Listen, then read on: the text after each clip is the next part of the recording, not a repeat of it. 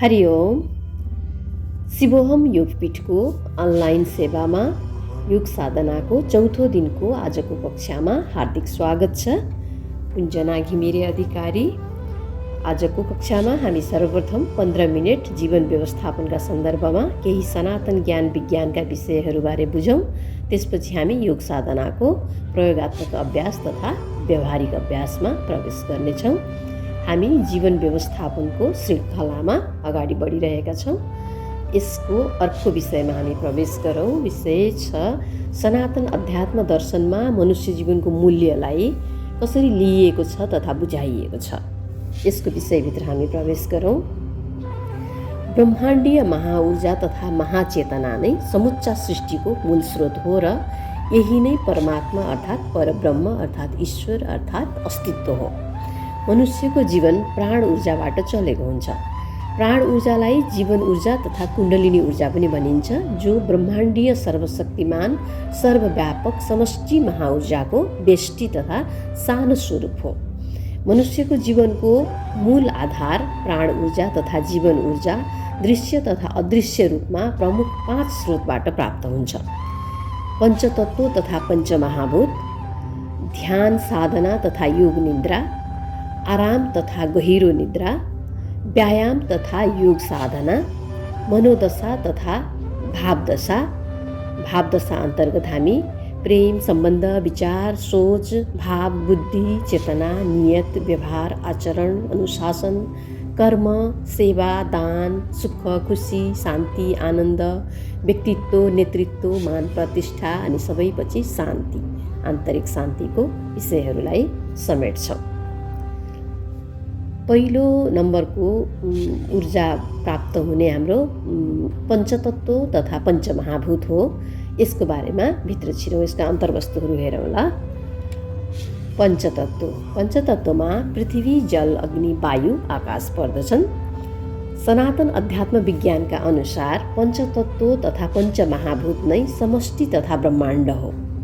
पुरै ब्रह्माण्ड यही पञ्चतत्त्वबाट मिलेर बनेको छ। पञ्चतत्त्वमा आकाश तत्त्व सबभन्दा माथि छ, त्यसपछि तल अरू तत्त्वहरू छन्। ब्रह्माण्ड ऊर्जा र पदार्थबाट बनेको छ। अध्यात्म विज्ञानले र आधुनिक विज्ञानले पनि यही कुरा भन्छ। अनि आकाश तत्त्व हाम्रो अदृश्य ऊर्जा, सटल बडी भनौँ अथवा ऊर्जा बडी आत्मा चेतनासँग सम्बन्धित छ र तलका 4वटा तत्त्व पृथ्वी, जल, अग्नि, वायु पदार्थसँग सम्बन्धित छ। जुन भौतिक विज्ञानमा भनिएको छ ऊर्जा र पदार्थ, अल्बर्ट आइन्स्टाइनले भन्नुभएको म्याटर र एनर्जी बाहेक यो ब्रह्माण्डमा केही पनि छैन, ब्रह्माण्ड म्याटर र एनर्जीले बनेको छ भन्नुभएको हाम्रै यता सनातन शास्त्रहरूबाटै निश्चित भएर गएको ज्ञानलाई अझै उहाँहरूले अगाडि बढाउने क्रममा भन्नुभएको। अनि म्याटर र एनर्जी अथवा ऊर्जा र पदार्थ यो दुईटा पञ्चमहाभूत पञ्चतत्त्व पृथ्वी, जल, अग्नि, वायु, आकाशबाट बनेको छ। ऊर्जा आकाश तत्त्व हो, म्याटर चाहिँ अग्नि, वायु, जल र पृथ्वी हो। यसमा हामी बिस्तारै अझै पनि आउँछौँ। पञ्चतत्त्व नै समुच्चा प्रकृति, सृष्टि, ब्रह्माण्ड, अस्तित्व तथा स्वयं परमात्मा हो र मनुष्य तथा प्राणी, वनस्पति, पदार्थ सबै यसैका अभिन्न अंश हुन् तथा अङ्ग हुन्। ब्रह्माण्डमा स्थित कालो छिद्र ब्ल्याक होल अङ्ग्रेजीमा, तारापुञ्ज, आकाशगङ्गा, ग्रह, उपग्रह, नक्षत्र, तारा, पिण्ड, भूगोल, सागर, वन, पहाड, खनिज, प्राणी, पशु, पन्छी, कीट, पतंग, वनस्पति, पदार्थ आदि जे पनि चिज ब्रह्माण्डमा छ। ब्रह्माण्डको ठुला ठुला तारा निहारिकादेखि लिएर सानो धरतीमा भएको कमिला पुतलीसम्म, धुलोसम्म सबै नै प्रकृति हुन् र सबै नै पञ्चतत्त्व हुन्। पञ्चतत्त्वबाटै निर्मित भएका छन् सबै। 4वटा तत्त्वले पदार्थ बनेको छ, एउटा तत्त्वले चाहिँ ऊर्जा बनेको छ, त्यो आकाश तत्त्वले ऊर्जा बनेको छ। अनि पृथ्वी, जल, अग्नि, वायुले पदार्थ बनेको छ। यिनीहरू कोही देख्न छुन सकिन्छ के 5 ज्ञान इन्द्रियले, कोही अनुभव मात्र गर्न सकिन्छ। तर आकाशलाई देख्न छुन अनुभव केही पनि गर्न सकिँदैन। अनुभव त्यसले गर्न सक्छ जसले चाहिँ नि आफ्नो चेतनामा विजय प्राप्त गरेको छ अथवा मोक्षमा उपलब्ध भएको छ, परमात्मामा एकाकार भएको छ। परमात्मा भनेको यही ब्रह्माण्ड हो, आकाश हो। पञ्चतत्त्व निरन्तर आफ्नो चक्र तथा पारिस्थितिकीय इकोसिस्टम प्रणाली तथा सिर्जन संहार लय प्रलय जन्म मृत्युको नियमअनुसार चल्दछ। सनातन अध्यात्म दर्शनका सैद्धान्तिक तथा व्यावहारिक साधनाबाट प्राप्त ज्ञान विज्ञान प्रज्ञाका अथवा विवेकशील प्रज्ञाका अनुभवहरूका आधारमा प्राचीन वैज्ञानिक ऋषिमुनिहरूले मनुष्य जीवनको मूल्यलाई प्रयोगात्मक तथा प्रामाणिक रूपमा बडो निकटबाट अनुभव गरेर आउने पुस्ताहरूको भविष्य सुनिश्चित गर्नका लागि यी ज्ञान विज्ञान प्रज्ञाका अनुभवहरूलाई बडो कुशलतापूर्वक लिपिबद्ध गरेर अत्यन्तै मूल्यवान अनेकौँ ग्रन्थहरू प्रतिपादन गर्नुभएको छ। त्यो सबै हामीहरूकै लागि हो। त्यसैलाई अनुसरण गरेर हामी अहिले योग साधना, अध्यात्म साधना, धर्म विज्ञान, संस्कृति विज्ञान, अध्यात्म विज्ञान भनेर हाम्रो जीवनशैलीमा अनुसरण गरिरहेका छौँ र ज्ञान बुद्धि फाइदाहरू अनेक प्रकारले हामीले लिइरहेका छौँ। हाम्रा बहुमूल्य ग्रन्थहरू जो हाम्रा ऋषिमुनि हाम्रा पुर्खा प्राचीन वैज्ञानिकहरूले हामीलाई प्रदान गरेर ठुलो गुण लगाएर योगदान गरेर जानुभयो। सनातन अध्यात्म विज्ञानका पूर्णतः वैज्ञानिकतामा आधारित यी महान ग्रन्थहरूका अनुसार मनुष्य दृश्य रूपमा स्थूल तथा भौतिक शरीरको प्रामाणिक स्वरूपमा रहेको छ, तर उसको अदृश्य स्वरूप पनि उत्तिकै प्रामाणिक, सत्य र अझ बढी शाश्वत रहेको, सशक्त रहेको छ। मनुष्यको शरीरका प्रमुख दुई स्वरूप रहेका छन्, स्थूल तथा भौतिक स्वरूप अथवा शरीर र सूक्ष्म तथा अभौतिक स्वरूप अथवा शरीर। मनुष्यको समग्र शरीरलाई पञ्चभौतिक शरीरका रूपमा सम्बोधन गर्ने गरिन्छ, किनकि उसको स्थूल शरीर र सूक्ष्म शरीर दुवै पञ्चतत्त्वबाट निर्मित भएका हुन् र यी दुवैवटै शरीरको शुद्धता, आरोग्यता, सक्रियता, सन्तुलनता तथा व्यवस्थापन दृश्य तथा अदृश्य र प्रत्यक्ष तथा अप्रत्यक्ष रूपमा पञ्चतत्त्वको सक्रियता र सन्तुलनबाट नै प्रक्रियागत रूपमा निरन्तर भइरहेको हुन्छ। मनुष्यको शरीरको, मनको, बुद्धिको, प्राणको, चेतनाको, आत्माको विकास भइरहेको हुन्छ र त्यसमा पञ्चतत्त्वकै भूमिका प्रमुख रहेको हुन्छ, किनकि ब्रह्माण्डमा पञ्चतत्त्वभन्दा बाहेक केही पनि छैन।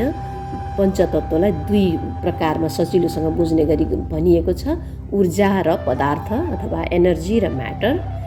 ऊर्जा आकाश तत्त्व हो, एनर्जी र म्याटर अथवा पदार्थ जो महसुस गर्न देख्न सकिन्छ त्यो चाहिँ नै अग्नि तत्त्व, वायु तत्त्व, जल तत्त्व र पृथ्वी तत्त्व। पञ्चतत्त्वको सक्रियता र सन्तुलनताबाट मनुष्यलाई प्राण ऊर्जाको आपूर्ति हुन्छ र यही प्राण ऊर्जाले नै मनुष्यको जीवन शुद्ध, आरोग्य, सक्रिय, सन्तुलित तथा व्यवस्थित गरेको हुन्छ।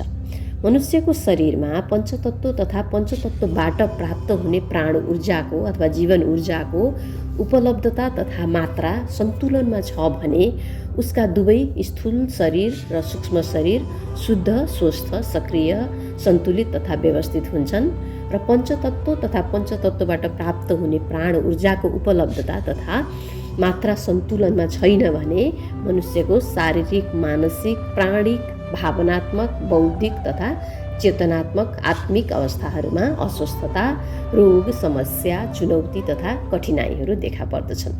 समग्रमा भन्नुपर्दा पञ्चतत्त्वबाट बनेको हाम्रो शरीरमा पञ्चतत्त्व जति हुनुपर्ने हो आवश्यक मात्रामा सन्तुलित छ भने हामी स्वस्थ हुन्छौँ, हर प्रकारले स्वस्थ हुन्छौँ, शारीरिक रूपमा, मानसिक रूपमा, प्राणिक रूपमा, भावनात्मक रूपमा, बौद्धिक, आत्मिक, चेतनात्मक रूपमा स्वस्थ हुन्छौँ, आरोग्य हुन्छौँ। तर सन्तुलित छैन भने त्यही नै हाम्रो बिमारी हो, त्यही नै हाम्रो समस्या हो, शरीरको समस्या, मनको समस्या, भावना, बुद्धि, चेतना, आत्माको समस्या। अब यसमा हामी अझै अन्तर्वस्तुमा जाउँ। पञ्चतत्त्वहरूमध्ये पृथ्वी, जल, अग्नि दृश्यमा तथा स्थूल स्वरूपमा छन् र वायु, आकाश अदृश्य तथा सूक्ष्म स्वरूपमा छन्। वायुलाई अनुभव गर्न सकिन्छ तर आकाशलाई अनुभव गर्न र देख्न सकिँदैन। मनुष्यको पञ्चभौतिक शरीरलाई पञ्चतत्त्वकै आधारमा 5 कोष तथा 5 शरीरमा विभाजन गरिएको छ। कोषको आधारमा अन्नमय कोष तथा शारीरिक शरीर, प्राणमय कोष तथा प्राणिक शरीर, मनोमय कोष तथा मानसिक र भावनात्मक शरीर, विज्ञानमय कोष तथा बौद्धिक शरीर, आनन्दमय कोष तथा आत्मिक अर्थात् चेतनात्मक शरीर। मनुष्यको पहिलो अन्नमय कोष तथा शारीरिक शरीर, भौतिक शरीर अथवा स्थूल शरीर पृथ्वी तत्त्वबाट निर्मित भएको हुन्छ। पृथ्वी तथा माटोमा उब्जिएका फलेका अन्न, फल, तरकारी खाएर मनुष्यलाई अत्यन्तै महत्त्वपूर्ण प्राण ऊर्जा प्राप्त तथा आपूर्ति हुन्छ। दोस्रो प्राणमय कोष तथा प्राणिक शरीर जल र अग्नि तत्त्वबाट निर्मित भएको हुन्छ। जल तथा पानीको सेवन तथा विभिन्न प्रकारले यी तत्त्वहरूको उपयोग गरेर सूर्यबाट प्राप्त ताप लिएर प्रकाश तथा किरणको सेवन गरेर तथा विभिन्न प्रकारले उपयोग गरेर मनुष्यलाई अत्यन्तै महत्त्वपूर्ण प्राण ऊर्जाको प्राप्ति तथा आपूर्ति हुन्छ। तेस्रो मनोमय कोष तथा मानसिक र भावनात्मक शरीर वायु र आकाश तत्त्वबाट निर्मित भएको हुन्छ। वायु अर्थात् श्वासको माध्यमबाट र आकाशबाट मनुष्यलाई अत्यन्तै महत्त्वपूर्ण प्राण ऊर्जाको प्राप्ति तथा आपूर्ति हुन्छ। चौथो विज्ञानमय कोष तथा बौद्धिक शरीर आकाश तत्त्वबाट निर्मित भएको हुन्छ। आकाशबाट मनुष्यलाई अत्यन्तै महत्त्वपूर्ण प्राण ऊर्जाको प्राप्ति तथा आपूर्ति हुन्छ। पाँचौँ आनन्दमय कोष तथा आत्मिक अर्थात् चेतनात्मक शरीर पनि आकाश तत्त्वबाट निर्मित भएको हुन्छ। आकाशबाट मनुष्यलाई अत्यन्तै महत्त्वपूर्ण प्राण ऊर्जाको प्राप्ति तथा आपूर्ति हुन्छ। ब्रह्माण्डीय प्राण ऊर्जा समष्टि नै आकाश हो। आकाशमै सबै कुरा छ। परमात्मा ईश्वर नै आकाश हो, अस्तित्व नै आकाश हो। आकाशको महिमा धेरै ठुलो छ। हामीले आकाश भन्छौँ सामान्य रूपमा, तर आकाश नै सबै थोक हो। सबै कुराको अन्तिम स्रोत आकाश हो। आकाशमै सबै थोक छ। यसमा अझै क्वान्टम साइन्सले कति धेरै खोज गरेको छ। अध्यात्म विज्ञानका कुराहरू कति छन्। यसका अन्तर्वस्तुहरू धेरै गहन छन्। हामी आवश्यकता पर्यो भने प्रवेश गरौँला, नभए हामी अहिले हाम्रो जीवन व्यवस्थापनकै शीर्षकमा फर्क्यौँ। आकाश तत्त्वबाट मनुष्यलाई अदृश्य रूपमा सिधै जगत ऊर्जा तथा ब्रह्माण्डीय महाऊर्जा तथा प्राण ऊर्जा प्राप्त भइरहेको हुन्छ। मनुष्यको सूक्ष्म शरीरमा रहेका असङ्ख्य नाडी र चक्रहरूको माध्यमबाट। सूक्ष्म शरीर भनेको ऊर्जा शरीर। ध्यान साधनाबाट सबैभन्दा बढी र त्यसपछि योग निद्रा र गहिरो निद्राबाट प्रभावकारी ढङ्गले मनुष्यलाई जगत ऊर्जा तथा ब्रह्माण्डीय ऊर्जा तथा प्राण ऊर्जा अर्थात् जीवन ऊर्जाको उपलब्धता हुन्छ। मनुष्यको शरीरका सबै आयामहरू तथा यी 5 प्रकारका कोष तथा शरीरहरू आफ्नै निर्माणका स्रोत तथा तत्त पञ्चतत्त्वहरूबाट प्राप्त प्राण ऊर्जा तथा जीवन ऊर्जाबाट स्वतः शुद्ध, आरोग्य, सक्रिय, सन्तुलित तथा व्यवस्थित रहेका हुन्छन्। हामीले हाम्रो जीवनशैली सही राखेर पञ्चतत्त्वहरूबाट प्राण ऊर्जा तथा जीवन ऊर्जा सन्तुलित तथा व्यवस्थित मात्रामा प्राप्त गर्न सक्नुपर्दछ। जीवन व्यवस्थित गर्ने विभिन्न उपाय, प्रक्रिया, विधि, पद्धतिहरू निष्ठापूर्वक जीवनमा अनुसरण गरेर पञ्चतत्त्वहरूबाट प्राण ऊर्जा तथा जीवन ऊर्जा आवश्यक तथा पर्याप्त मात्रामा प्राप्त गर्न सकिन्छ र यही नै हो मनुष्यको जीवनको वास्तविक साधना।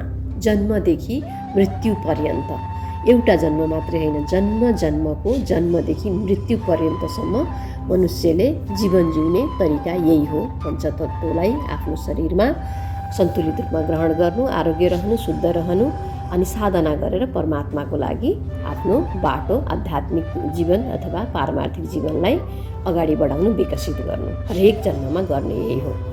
किनकि भगवद् गीताका अनुसार मनुष्यको योनिमा मनुष्य आएपछि उसको अन्तिम उद्देश्य, अन्तिम योनि पनि यही नै हो, मनुष्य योनि, र उसको अन्तिम लक्ष्य तथा उद्देश्य पनि साधना गरेर, योग साधना गरेर, अध्यात्म साधना गरेर परमात्मामा एकाकार हुन अथवा साक्षात्कार हुन अथवा मोक्षमा उपलब्ध हुनको लागि मनुष्यको योनि पाएको हो भन्ने श्रीकृष्ण प्रभुको व्याख्या रहेको छ।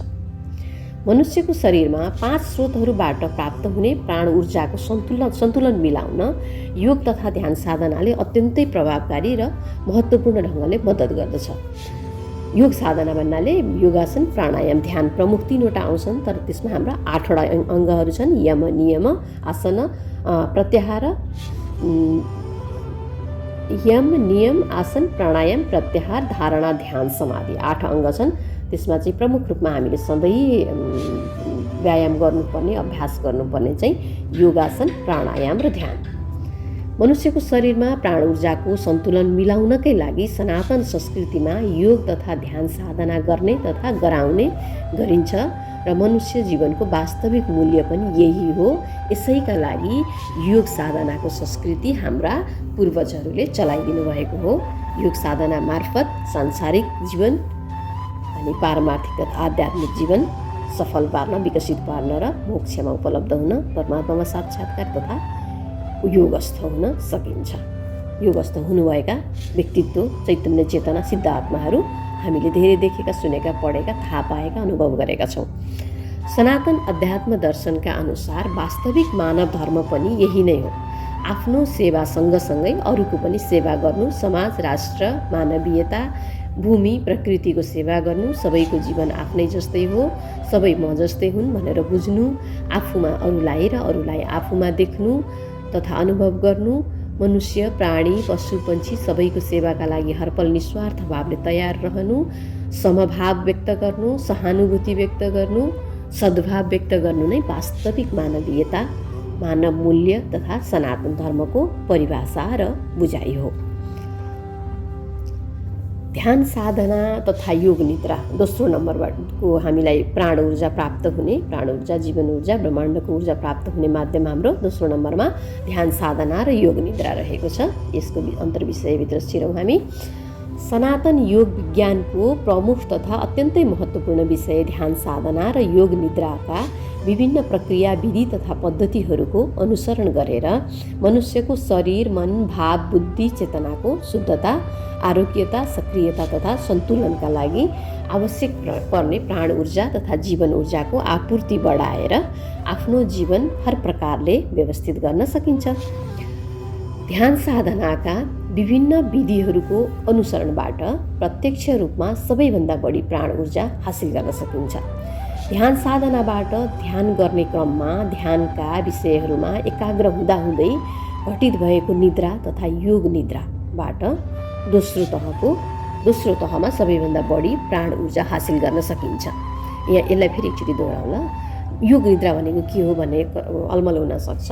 ध्यान साधनामा बस्दा ध्यान साधनाका विधि, पद्धति, प्रक्रियाहरू अपनाउँदै ध्यान साधनामा शरीर, मन, बुद्धि, भावना, आत्मालाई आराम मिल्छ। त्यो आरामको बेलामा निद्रा जस्तो फिलिङ हुनु, निदाउनु नै अथवा ऊँग लाग्नु चाहिँ योग निद्रा भनिन्छ। त्यसलाई चाहिँ अलिकति होसबाट अलग्ग हुनु। ध्यानमा त पुरै होस हुन्छ, तर अलिकति होसबाट अलग्ग हुनु, बेहोस भएको जस्तो, उँघेको जस्तो, निद्रा लागेको, तन्द्रा जस्तो भयो भने त्यसलाई योग निद्रा भनिन्छ। यो हल्लुका र गहिरो दुवै किसिमको हुनसक्छ। यस सन्दर्भमा आधुनिक चिकित्सा विज्ञान र मनोविज्ञान दुवै 100% सनातन अध्यात्म विज्ञानको यो मतसँग सहमत छन् कि मनुष्यलाई सबैभन्दा बढी ऊर्जा ध्यान साधनाबाट मिल्छ, योग निद्राबाट मिल्छ। अब अर्को तेस्रो नम्बरको हामीलाई सबैभन्दा बढी प्राण ऊर्जा प्राप्त हुने पर्याप्त आराम तथा गहिरो निद्रा भनिएको छ। यसको अन्तर्विषय बुझौँ, छोटो छ यो।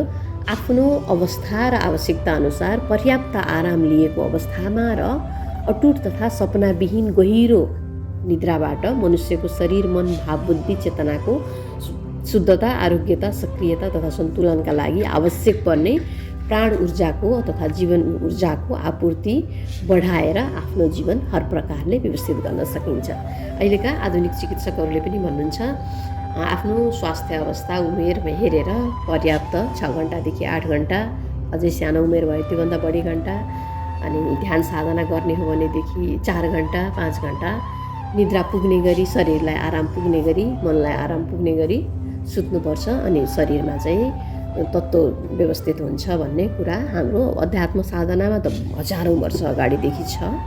अनि यही कुरालाई अनुसरण गरेर आधुनिक विज्ञान, आधुनिक चिकित्सा विज्ञान, आधुनिक मनोविज्ञानले पनि यही कुरा भन्दै आइरहेको छ। चौथो नम्बरमा हामीलाई प्राण ऊर्जा प्राप्त हुने व्यायाम तथा योग साधना। व्यायाम र योग साधना भन्ने विषयलाई त्यति धेरै अलग गरेर बुझ्नु पर्दैन। यो साधनामा पनि शरीर तन्काउने, चलाउने, श्वास चलाउने हो। व्यायाममा पनि यही नै गरिन्छ, तर अलिकति तरिकाहरू फरक छ। अहिले व्यायाम चाहिँ मोडर्न भएर आएको छ, आधुनिक भएर आएको छ। योग साधना पुरानो तरिकाले छ, तर योग साधना बढी वैज्ञानिक छ। किनभने सबै कुरालाई विभिन्न एङ्गल, कोणबाट विचार गरेर केले फाइदा हुन्छ, केले बेफाइदा हुन्छ, कसरी गर्ने, श्वाससँग शरीर कसरी मिलाउने, शरीरसँग श्वास कसरी मिलाउने, वैज्ञानिक रूपमा व्यवस्थित छ योग साधनामा। तर व्यायाममा चाहिँ अलिकति यी कुराहरूलाई मसिनो गरी ध्यान दिएको छैन। यसको अन्तर्वस्तुभित्र हामी जाउँला। भनिन्छ व्यायाम तथा योगासनबाट प्राप्त हुने बल तथा ऊर्जा स्थूल शरीर र शरीरका बाहिरी तथा आन्तरिक अङ्गहरूको मूल भोजन हो, जसले शरीरलाई स्वस्थ तथा सक्रिय राख्न मद्दत गर्नुका साथै हर प्रकारका शरीरमा कठिनाइहरूसँग हर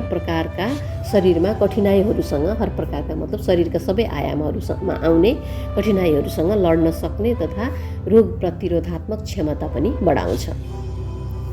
आफ्नो प्रकृति तथा अवस्था तथा उमेर अनुसार शरीरका लागि आवश्यक पर्ने पर्याप्त योगासन तथा प्राणायामका प्रयोगात्मक अभ्यासहरू नियमित रूपमा गर्दा शरीरमा शुद्धता, आरोग्यता, सक्रियता तथा सन्तुलन कायम गर्न आवश्यक पर्ने प्राण ऊर्जा तथा जीवन ऊर्जा शरीर आफैले उत्पादन र आपूर्ति गर्दछ। किनभने हाम्रो शरीर सबै कुरा जान्दछ, शरीरलाई सबै कुरा के गर्ने भन्ने थाहा छ। हामीले हाम्रो जीवनशैलीले शरीरको प्रक्रियालाई बिगारिदिएका छौँ र शरीरले गर्न चाहेर पनि गर्न सक्दैन। तर हामीले शरीरका लागि आवश्यक पर्ने न्यूनतम आवश्यकताहरू पुरा गऱ्यौँ भने सबै कुरा शरीर आफैले गर्छ। हामीले बाहिरबाट केही पनि गर्नु पर्दैन। शरीर आफै कारखाना हो, आफै प्रशोधन गर्ने मेसिनसँगै छ। व्यायामबाट प्राप्त भएको प्राण ऊर्जाले शरीर, मन, भाव, बुद्धि, चेतनाको शुद्धता, आरोग्यता, सक्रियता तथा सन्तुलनका लागि आवश्यक पर्ने प्राण ऊर्जाको आपूर्ति बढाएर आफ्नो जीवन हर प्रकारले व्यवस्थित गर्न सकिन्छ। हिजोआज आधुनिक चिकित्सक डाक्टरहरू, मनोविज्ञहरूले पनि व्यायाम गर्नु, हिँड्दाखेरि शरीरले क्याल्सियम बनाउँछ, हड्डीले क्याल्सियम बनाउँछ, बाहिर वातावरणमा भिटामिन डी बन्छ, अथवा शरीरलाई चाहिने मिनरलहरू हावाबाट मिल्छ, अथवा माटो टेकेर मिल्छ, अथवा घाँस टेकेर मिल्छ, प्रकृतिसँग नजिक हुनु, यो सबै कुराहरू आयुर्वेद चिकित्सामा, योग साधनामा, हाम्रो प्राचीन ग्रन्थहरूमा प्राचीन वैज्ञानिकहरूले उजागर गरिसक्नु भएकै कुराहरूलाई फेरि व्यवस्थित गरेर आधुनिक चिकित्सा विज्ञानले हामीहरूलाई सिकाउँदैछ। यसो गर्नु ठिक हुन्छ, यसो नगर्नु बेठिक हुन्छ भनेर। यो नयाँ शिक्षा होइन, तर नयाँ प्रकारले दिइएकोले नयाँ शिक्षा जस्तो लाग्छ। हामी आयुर्वेद र योग साधनाभित्र छिर्यौँ भने त्योभन्दा अहिलेका आधुनिक चिकित्सा, आधुनिक मनोविज्ञानका भन्दा धेरै बढी कुरा हामी जान्न सक्छौँ, अझै मसिनोसँग गहिरोसँग थाहा पाउन सक्छौँ वैज्ञानिक रूपमा। 5 नम्बरको प्राण ऊर्जा प्राप्त हुने स्रोत रहेको छ मनुष्यको मनोदशा तथा भावदशा। यो अत्यन्तै महत्त्वपूर्ण छ। किनभने अहिलेसम्म माथि हामीले पढेका स्थूल शरीरसँग सम्बन्धित कुराहरू छन्। अब यो चाहिँ हाम्रो अनिस्थूल अथवा अदृश्य शरीर, मानसिक शरीर, भावनात्मक शरीर अदृश्य हुन्छ तर महत्त्वपूर्ण हुन्छ। अत्यन्तै भौतिक शरीर, स्थूल शरीरभन्दा मानसिक शरीर, भावनात्मक शरीर अत्यन्तै महत्त्वपूर्ण हुन्छ। किनकि मनुष्यलाई चलाउने नै मानसिक शरीरले हो, उसको भावनाले चलाउने हो, सोचले चलाउने हो, विचारले चलाउने हो। विचारै सबैभन्दा ठुलो कुरा हो। यसको अन्तर्विषयभित्र छिरौँ है हामी। प्रेम, सम्बन्ध, विचार, भाव, बुद्धि, चेतना, नियत, व्यवहार, आचरण, नैतिकता, कर्म, सेवा, दान, सुख, खुसी, शान्ति, आनन्द, व्यक्तित्व, नेतृत्व, मान, प्रतिष्ठा आदि प्रत्यक्ष रूपमा मनुष्यको मनोदशा तथा भावदशासँग सम्बन्धित रहेका छन्। मनका विचारहरू, सोचहरू अनि भावनात्मक संवेगहरूसँग सम्बन्धित रहेका छन् र मनुष्यलाई चलाउने नै मनका विचार र भावनात्मक संवेगहरूले हो। त्यही अनुसार उसले प्रतिक्रिया दिन्छ, त्यही अनुसार बोल्छ, त्यही अनुसार कर्म गर्छ, त्यही अनुसार हिम्मत गर्छ, त्यही अनुसार हिम्मत हार्छ, आत्मविश्वास बढाउँछ, अध्ययन गर्छ, पेसा गर्छ, व्यवसाय गर्छ, नेतृत्व लिन्छ, व्यक्तित्व बनाउँछ, भाग्य बनाउँछ, आफ्नो मात्र होइन अरूको पनि बनाउँछ। उसको मनोदशा भावदशा सही छ, ठिक छ, सन्तुलित छ, व्यवस्थित छ भने, छैन भने त्यसको अन्तिम अवस्था आत्महत्या गर्छ, आफू पनि मर्छ, अरूलाई पनि डुबाएर जान्छ। मनुष्यको जीवन हर प्रकारले सन्तुलित तथा व्यवस्थित रहनका लागि उसको शारीरिक लगायत मानसिक, भावनात्मक, बौद्धिक, आत्मिक अर्थात् चेतनात्मक शुद्धता, आरोग्यता, सक्रियताको अत्यन्तै महत्त्वपूर्ण भूमिका रहेको हुन्छ। मनोदशा तथा भावदशामा सन्तुलनता छैन भने शरीर जतिसुकै बलवान तथा स्वस्थ भए पनि मनुष्यको जीवन व्यवस्थित गर्नका लागि आवश्यक पर्ने प्राण ऊर्जा तथा जीवन ऊर्जाको कमी रहिरहन्छ र व्यक्ति जीवनमा सुखी, खुसी, समृद्ध, सफल, शान्त, सहज, आनन्दित हुन सक्दैन। किनभने शरीर मात्रै सबै थोक होइन। मन सबैभन्दा ठुलो कुरा हो, भावना सबैभन्दा ठुलो कुरा हो। मानसिक, भावनात्मक, बौद्धिक, आत्मिक अर्थात् चेतनात्मक अवस्थामा सहजता तथा सुख, खुसी, शान्ति प्रदान गर्ने प्रकारका क्रियाकलापहरू आफ्नो रुचिअनुसारको काम, निकटता, भेटघाट, रमाइलो, घुमघाम, मनोरञ्जन, सकारात्मक भाव, सद्विचार, सत्कर्म, सहयोग, सेवा, परोपकार, दया भाव, करुणा भाव, प्रेम भाव, सेवा भाव, सर्वकल्याण भाव, द्रव्यदान, सहयोग, दया भाव, श्रमदान, पुण्य, उपकार, परोपकार, क्षमा, कृतज्ञता, प्रशंसा, धन्यता, यो लामो लिस्ट छ। हामीले हाम्रो मनको दशा र भावको दशालाई सही गर्नका लागि यी बुँदागत रूपमा भनिएका यी विषयहरू हुन्। यसमा अझै लामो लिस्ट छ, यसमा अब यहाँभन्दा बढी नजाउँ हामी। धन्यता आदि सेवामूलक काम गरेर मनुष्यको मनोदशा तथा भावदशा सन्तुलित गराएर उसको शरीर, मन, भाव, बुद्धि, चेतनाको शुद्धता, आरोग्यता, सक्रियता तथा सन्तुलनताका लागि आवश्यक पर्ने प्राण ऊर्जाको आपूर्ति बढाएर आफ्नो जीवन हर प्रकारले व्यवस्थित गर्न सकिन्छ। यो बुझ्न एकदम सजिलो छ। मेरो मन खुसी छ, मैले अरूलाई पनि खुसी राखेँ भने मलाई अरूले पनि खुसी राख्छन्। मन सफा छ, सकारात्मक छ भनेपछि मेरो मनको ऊर्जा एकदमै राम्रो हुन्छ। म आलस्य हुन्न, मुड अफ हुँदैन, काम गर्न जाँगर लाग्छ, अरूलाई पनि सहयोग गर्न मन लाग्छ, नेतृत्व लिन मन लाग्छ, आफ्नो व्यक्तित्व बनाउन मन लाग्छ, आफ्नो जीवनमा मूल्य बढाउन मन लाग्छ, केही सिकेर जानेर अरूलाई पनि सिकाइदिन मन लाग्छ। तर मन, भावना, विचार राम्रो छैन भनेदेखि चाहिँ यी कामहरू कुनै पनि गर्न मन लाग्दैन। अनि मनको विचारको प्रत्यक्ष असर हाम्रो भावनात्मक संवेगमा पर्दछ। मन राम्रो छ भने भावना पनि राम्रो हुन्छ, मन नराम्रो, मन अथवा विचारहरूको समूह मन हो भयो भने भावना पनि नराम्रो हुन्छ। मन र भावना सकिएपछि त मान्छे सकिहाल्यो, ऊ तल पुग्छ एकदम, समाजमा, प्रकृतिमा, राज्यमा, भूमिमा अथवा आफ्नै नजरमा पनि तल दसिन्छ। मन राम्रो छैन, विचार भावना राम्रो छैन भने त्यसैले मन र भावनाको अथवा मनोदशा र भावदशाको एकदमै ठुलो महत्त्वपूर्ण भूमिका हुन्छ। मनुष्यलाई ऊर्जा मिल्नको लागि, जीवन जिउनलाई, जीवन व्यवस्थित गर्नलाई ऊर्जा चाहिन्छ। ऊर्जा बिना केही पनि चल्दैन। अनि अरू तत्त्वबाट पनि मिल्छ, अरू आयामहरूबाट पनि, तर मन र भावनाको आयाम चाहिँ अत्यन्तै महत्त्वपूर्ण छ।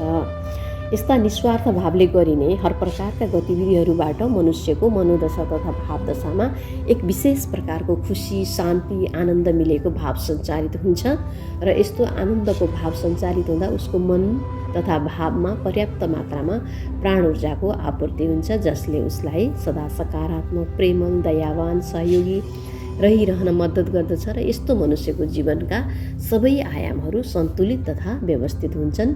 यस विषयसँग सान्दर्भिक तपाईँका अरू केही जिज्ञासाहरू छन् भने पछिल्लो क्लासमा हामी फेरि छलफल गर्नेछौँ। तपाईँको अर्को प्रश्न थियो, प्राण ऊर्जाको कमी हुँदा के कस्ता समस्या तथा लक्षणहरू देखिन्छन्? अत्यन्तै विषयसँग सान्दर्भिक प्रश्न छ यो। हामीले प्राण ऊर्जाकै विषयमा कुरा गरिरहेका छौँ। प्राण ऊर्जा हामीलाई माथि उल्लेखित 5वटा आयामहरूबाट प्राप्त हुन्छ भनेर हामीले जान्यौँ। प्राण ऊर्जा प्राप्त त हुन्छ, तर प्राण ऊर्जा कमी भयो भने, बढी त प्राण ऊर्जा कहिले पनि हुँदैन, सन्तुलित हुन्छ। बढी भयो भने हाम्रो चक्रको विकास हुन्छ, हाम्रो जीवनको विकास हुन्छ, पारमार्थिक विकास हुन्छ। प्राण ऊर्जा जति शरीरमा बढ्छ त्यति। कमी भयो भने चाहिँ के हुन्छ त? तपाईँले एकदम सही सवाल पक्रिनु भएको छ। यसको अन्तर्विषय जानौँला। कतिपय मनुष्यहरू अत्यन्तै आलस्य तथा अल्छी प्रकारका हुन्छन्। उनीहरूको बोली रुखो र व्यवहार असहज प्रकृतिको हुन्छ। यो अवस्था कसैले जानी गरेका हुन्छन्। आफ्नो खराब नियतका कारण भने कसैको बानी व्यवहारमा उसले नचाहेरै पनि यस्तो भइरहेको हुन्छ।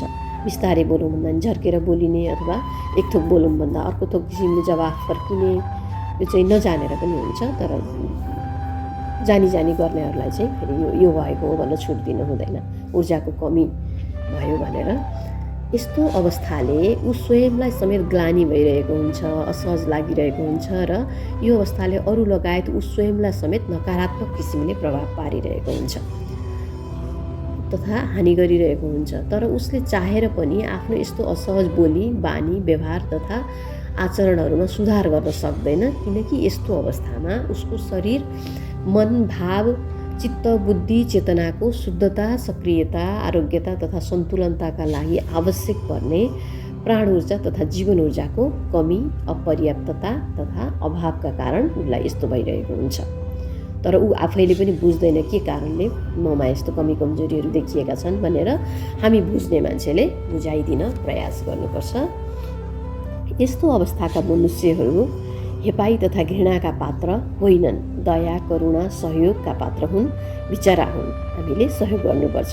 उनीहरूले आफ्नो शरीर मन भाव चित्त बुद्धि चेतनामा प्राण ऊर्जा बढाउने र जीवन व्यवस्थित गर्ने सही तरिका नजानेर पर्याप्त प्राण ऊर्जाको अभावका कारण उनीहरूको बोली बानी व्यवहार तथा आचरण असहज रुखो आलस्य तथा स्वार्थी प्रकारको भएको हो। प्राण ऊर्जा शरीरमा बढ्यो भने मन भावनामा प्राण ऊर्जा बढ्यो भने उनीहरूको यो बानी स्वतः राम्रो हुन्छ, सरल बानीमा परिणत हुन्छ। यस्तो अवस्थामा रहेका जो कोही व्यक्तिलाई प्राण ऊर्जा बढाउने उपाय प्रक्रिया विधि तथा पद्धतिहरू सिकाएर उनीहरूको जीवन सन्तुलित तथा व्यवस्थित गर्न मद्दत गर्नुपर्दछ र यो काम गर्न सकिन्छ, एकदम सजिलैसँग सकिन्छ। योग साधना तथा ध्यान साधना मनुष्यको शरीर मन भाव बुद्धि चेतनाको शुद्धता सक्रियता तथा सन्तुलनताका लागि आवश्यक पर्ने प्राण ऊर्जाको आपूर्ति बढाउने सबैभन्दा भरपर्दो प्रभावकारी परिणाममुखी उपलब्धिमूलक सहज सरल तथा व्यावहारिक र अति उत्तम प्रयोगात्मक अभ्यास हो। योग साधनाले सबै कुरा व्यवस्थित गरिदिन सक्छ। हाम्रो जीवनका सबै आयामहरू शारीरिक जीवन अथवा शरीर मानसिक जीवन भावनात्मक शरीर भावनात्मक जीवन बौद्धिक प्राणिक आत्मिक चेतनात्मक सबै कुरालाई व्यवस्थित गर्ने योग साधना हो। योग साधना त्यस्तो जडी औषधि हो, यन्त्र उपकरण हो। तसर्थ यस्ता व्यक्तिहरूलाई योग साधना तथा ध्यान साधनाका कार्यक्रमहरूमा सहभागी गराउन हामीले पहल गर्नुपर्दछ, जसले योग साधनाबारे जानेका छौँ। योग विज्ञानका अनुसार वास्तविक मानव धर्म तथा सबैभन्दा उत्कृष्ट सेवा तथा सर्वकल्याणको काम पुण्यको काम उपकारको काम धर्मको काम पनि यही नै हो कि आफू पनि योग तथा ध्यान साधना गरौँ र अरूमा पनि योग तथा ध्यान साधनाका प्रयोगात्मक अभ्यासहरूमा सहभागी हुन उत्साह तथा प्रेरणा जगाउँ र उनीहरूलाई पनि योग तथा ध्यान साधनाका उपयुक्त प्रक्रिया विधि तथा पद्धतिहरू सिकाइदिउँ, ताकि सबैको जीवन पनि हर प्रकारले व्यवस्थित होस्, आफ्नो पनि व्यवस्थित हो। अर्को राम्रो भयो भने मलाई पनि फाइदा हुन्छ, म राम्रो भयो भने अर्कोलाई स्वतः फाइदा हुन्छ। हामी सामाजिक प्राणी हौँ, एउटाको प्रभाव अर्कोमा पर्छ नै। हामीले बुझ्यौँ प्राण ऊर्जा शरीरमा कमी भयो भने मनमा भावनामा चेतनामा बुद्धिमा कमी भयो भने के हुने रहेछ। व्यक्तिलाई थाहा हुँदैन, तर ऊ आलस्य हुन्छ, रुखो बोली हुन्छ, बानी व्यवहारहरू झर्की फर्की गर्ने प्रकारको, राम्ररी जवाफ नदिने, एकदम बढी प्रतिक्रिया दिने टाइपको व्यक्ति हुन्छ। प्राण ऊर्जाको कमी भयो भने प्राण ऊर्जा सन्तुलित भयो भने जीवन सन्तुलित हुन्छ, व्यवहारहरू उसका सोच विचारहरू भावहरू नियतहरू सफा हुन्छन्, सन्तुलित हुन्छन् र प्राण ऊर्जा अझ पर्याप्त भयो शरीरमा भनेदेखि हाम्रो ऊर्जाले उचाइ लिन्छ, चक्रहरू जागरण हुन थाल्छन्, हाम्रो कोषहरू ग्रन्थीहरू तत्त्वहरू अझ बढी सन्तुलित हुँदै जान्छन् र जीवन अझै सकारात्मक र उच्चतम विकसित हुन्छ। उच्चतम किसिमले अध्यात्म विज्ञानले भनेकै यही हो। तिम्रा तत्त्वहरू कोषहरू ग्रन्थीहरू चक्रहरू सन्तुलित गर र आफ्नो शरीरको ऊर्जालाई बढाएर सांसारिक जीवन सँगसँगै पारमार्थिक जीवनलाई पनि अथवा आध्यात्मिक जीवनलाई पनि विकसित गर, उच्चतम किसिमको जीवन जिय। किनभने अध्यात्म विज्ञान भनेकै मनुष्यलाई श्रेष्ठतम जीवन जिउन सिकाउने कलाको विज्ञान हो। अङ्ग्रेजीमा भन्नुपर्दा अध्यात्म विज्ञान भनेको दि आर्ट अफ लिभिङ हो। तपाईँको अर्को प्रश्न रहेको रहेछ, कब्जियतको समाधान कसरी हुन्छ, के उपाय गर्न सकिन्छ? कब्जियतका कारणहरू धेरै हुन सक्छन्। यो अरू धेरै रोगहरूको कारण पनि हो र कब्जियत आफैमा पनि एउटा रोग हो। यसले अरू प्रकारका रोग लाग्छ र अरू प्रकारका रोगले कब्जियत हुन पनि सक्छ, दोहोरो कारण हुन सक्छ। तसर्थ समयमै यसको समाधान गर्नु अत्यावश्यक हुन्छ। पहिलो समाधानको उपाय त आफ्नो जीवनशैली तथा आहार विहार विचार नै सात्विक र सकारात्मक बनाउनु अत्यावश्यक हुन्छ। हिजो आजको सबैभन्दा ठुलो समस्या नै जीवनशैली बिग्रियो, हाम्रो आहार बिग्रियो, हाम्रो विहार व्यायाम पर्याप्त भएन र हाम्रो विचार त झन् बिग्रेर कहाँ पुगे एकदमै प्रतिस्पर्धात्मक, रिस राग, जलन, ईर्ष्या, द्वेष, अहङ्कार, घृणा, बदला यस्तो भएर हाम्रो जीवनशैली बिग्रिन्छ। यो शरीरको भित्रको मेटाबोलिजम अथवा शरीरले गर्ने कामका प्रक्रियाहरू सबै बिग्रिन्छ। सोच नराम्रो भयो भने अनि हाम्रो खानपान नराम्रो भयो अनि जीवनशैली भनेको उठ्ने समय छैन, सुत्ने समय छैन, खाने समय छैन, खाना खाँदा खाइरहनुपर्छ अथवा केही गर्नुपर्छ भने चाहिँ मल्टिटास्कमा लागेको हुन्छ मान्छे, एकै समयमा सबै काम भ्याउने गरी तनावमा बसेको हुन्छ, सधैँ हतारमा हुन्छ, जीवन व्यवस्थापन गर्दैन, समय व्यवस्थापन गर्दैन, ऊर्जा व्यवस्थापन गर्दैन, सम्बन्ध व्यवस्थापन गर्दैन। यो सबै कारणले कब्जियत पनि हुन्छ, पेट दुख्ने, टाउको दुख्ने, माइग्रेन हुने अनेक समस्या हुन्छ हाम्रो जीवनशैली व्यवस्थित नभएको कारण। तर हामी बुझ्दैनौँ के कारणले यस्तो भयो भन्छौँ, औषधि खान्छौँ, डाक्टर कहाँ जान्छौँ, डाक्टरले पनि अनुमानको भरमा गर्ने हो, सबै कुरा किन आउँदैन। त्यो भएर हामीले जीवनशैली सुधार्यो भने सबै कुरा सुध्रिन्छ। राति ढिलोसम्म खाना नखाने, साँझ 6-7 बजेको बिचमा रात्रि भोजन लिइसक्ने, राति ढिलोसम्म जागा नबस्ने, बिहान चाँडै उठ्ने, बिहान थोरै समय भए पनि शरीरको लागि आवश्यक गतिविधिहरू तथा व्यायाम गर्ने, प्रकृतिको वातावरण हेर्ने, झ्याल खोल्ने, पर्दा खोल्ने, घाम झुल्केको हेर्ने, अनि शीत हेर्ने, घाँसमा हिँड्न सम्भव भए घाँसमा जाने, ताजा र मौसमी प्राकृतिक आहारहरूको सेवन गर्ने, हलुका सेवन गर्ने, बिहान अमिलो चिजहरू बिहान नखाने, सकेसम्म तातो चिजहरू खाने, 9-10 नबजिकन अन्न अथवा गरुङ्गो चिज नखाने, गरुङ्गो चिजमा तारेको चिज एकदम रिफाइन्ड तेलहरू अनि बाहिरका प्रशोधित खानाहरू नखाने, आफू बसेको 20 किलोमिटर वरिपरि फलेका तरकारी फलफुलहरू बढी सेवन गर्ने अनि मौसमी तरकारी फलफुलहरू सेवन गर्ने, अति धेरै प्रशोधित गरिएका तथा फ्याक्ट्रीमा उत्पादन भएका डिब्बा बन्द, प्लास्टिक बन्द गरिएका तथा प्रिजर्भेटिभहरू भनेको विष हालिएका खानेकुराहरू नखाने, साध्य लाग्दैन भने कम खाने, कहिलेकाहीँ खाने, शरीरको तन्दुरुस्तीका लागि आफूलाई मिल्ने समय आवश्यक व्यायाम तथा योग साधना गर्ने, मन, भाव, बुद्धि तथा चेतनाको स्वास्थ्यको लागि सद्विचार, राम्रो व्यवहार, सत्कर्महरू गर्ने, सबैसँग राम्रो सम्बन्ध बनाउने, आफूले सक्दो अरूलाई सेवा सहयोग गर्ने, मिठो बोल्ने, प्रशंसा गर्ने, धन्यवाद भन्ने, आफू र अरूको समेत भलाइ हुने गरी सबै खालका कर्महरू सकेसम्म गर्नुपर्दछ। यसले हाम्रो मनभाव ठिक गर्छ, विचार ठिक गर्छ, नियत ठिक गर्छ। त्यो ठिक हुने बित्तिकै हाम्रो शरीर आफै ठिक हुन थाल्छ किनभने विचार गडबड भयो भने हाम्रो ग्रन्थीहरूले हर्मोन अथवा ग्रन्थी रसहरू निकाल्न गडबड हुन्छ। ग्रन्थी रसहरू हर्मोनहरू निस्किन गडबड भएपछि अनि त्यसपछि हाम्रो शरीरका अङ्गहरूले राम्रो काम गर्दैन, पचाउनु पर्ने अङ्गले पचाइदिँदैन, प्रजनन गर्नुपर्ने अङ्गहरूले राम्रो प्रजनन गरिदिँदैनन्, श्वास लिनुपर्ने अङ्गले श्वास लिइदिँदैन फोक्सोले, किडनीले पानी छान्ने काम गर्दैन, सोडियम छान्ने अथवा फोहोर छान्ने, मुटुले पम्प गर्ने रगत शरीरभरि पठाउने र फिर्ता गर्ने काम राम्ररी गर्न सक्दैन। त्यसै गरी आँखाको दृष्टि, कानको सुन्ने क्षमता, नाकको सुँघ्ने क्षमता, छालाको अनुभव गर्ने क्षमता, जिब्रोको स्वाद लिने क्षमता, यी सबै कुराहरू हाम्रो ग्रन्थी रस पर्याप्त भएन, बिग्रियो भने अनि स्वास्थ्य बिग्रिने हुन्। त्यसलाई चाहिँ नि बिगार्ने सबैभन्दा हाम्रो जीवनशैलीको साथसाथ खराब विचार, नराम्रो भावनाले बिग्रिन्छ अनि निद्रा नलाग्ने, त्यस्ता कुराहरू सबै ग्रन्थीको प्रभावले हुन्छ। ग्रन्थी रस अथवा हर्मोनहरूको कम उत्पादनको प्रभावले अथवा बढी उत्पादनको प्रभावले अथवा शरीरलाई धेरै नचाहिने जस्तो कोर्टिसोल, एड्रिनलिन हर्मोनहरू बढी उत्पादन भयो भने पनि बिमारीहरू बढ्छ, कम उत्पादनमा बिमारीहरू बढ्छ। हर्मोनको विज्ञान अर्कै छ, एकदम ठुलो छ, यो भित्र हामी अहिले नजाउँ, हाम्रै विषयमा फर्क्यौँ।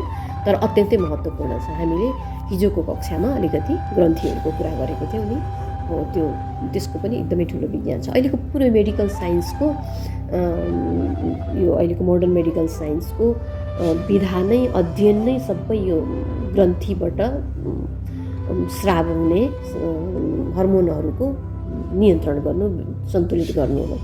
त्यो ग्रन्थी र सन्तुलित छैन भने बिरामी हुन्छ अनि उसले डक्टरले चाहिँ त्यही ग्रन्थी रसहरूलाई सन्तुलित गर्न, बढी भएको भए कम बनाउन, कम छ भने बढी बनाउन औषधि दिन्छ।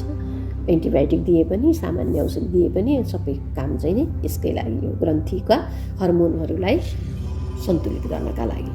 यस्ता सामान्य सावधानी तथा सकारात्मक बदलावहरूले दैनिक जीवनमा भोग्नु परिरहेका धेरै प्रकारका असन्तुलित तथा अव्यवस्थाहरू स्वतः सन्तुलित तथा व्यवस्थित हुन्छन्।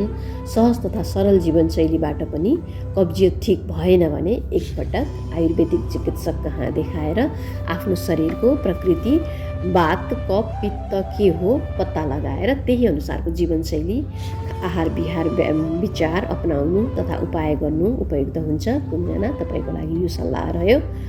तर यो स्पष्ट होस् कि मनुष्यको शरीर मन भाव बुद्धि चेतनाका सबै असन्तुलनहरू उसको अव्यवस्थित जीवनशैली प्राय बढी खानु बढी सुत्नु बढी बस्नु बढी सोच्नु बढी बोल्नु बढी भावुक हुनु बढी छिटो श्वास फेर्नु बढी तथा छिटो श्वास फेर्नु आदिको कारणले आउने गर्दछ। बढी भनेको यो एक्सट्रिम अवस्थामा नगर्नु, किनभने चिनी पनि बढी खायो भने तितो हुन्छ भनिन्छ नि त।